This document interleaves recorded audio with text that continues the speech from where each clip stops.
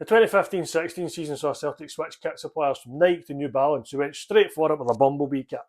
They also had a green kit with white pinstripe and, of course, a hooped home kit where it was hoops with little thin ones around them. On the park, Celtic were in Champions League qualifying again. The second qualifying round went fine with Stjarnan of Iceland being beat 6-1 on aggregate. The third qualifying round was tight with a 1-0 aggregate win over Karabag of Azerbaijan. But in the playoff round, it was Malmo who came out in top 4-3 in aggregate, seeing Celtic drop into the group stages of the Europa League. Wasn't great in there either. Celtic only picked up 3 points and finished bottom of the group. A 2-2 draw away to Ajax was followed by a 2-2 home draw with Fenerbahce. There was then home and away defeats against Molde of Norway before losing 2-1 against Ajax and ultimately rounded out the campaign with another 1-1 draw against Fenerbahce. Domestically, Celtic did win the league once more, 86 points in 38 games, 26 wins, 8 draws and 4 defeats. They finished 15 points ahead of Aberdeen, who finished second. However, Aberdeen did run them close for quite a while.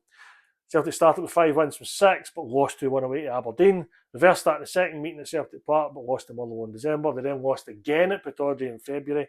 But the turning point came when Celtic had a late winner at Kilmarnock, followed by Aberdeen losing later on that day. That could have been a completely different story had Celtic lost and Aberdeen won, but it wasn't the case, and Celtic went on from there. The title was all but clinched at Tynecastle with a 3-1 win at the end of April, but it was made official when Celtic beat Aberdeen 3-2 at home in the next game.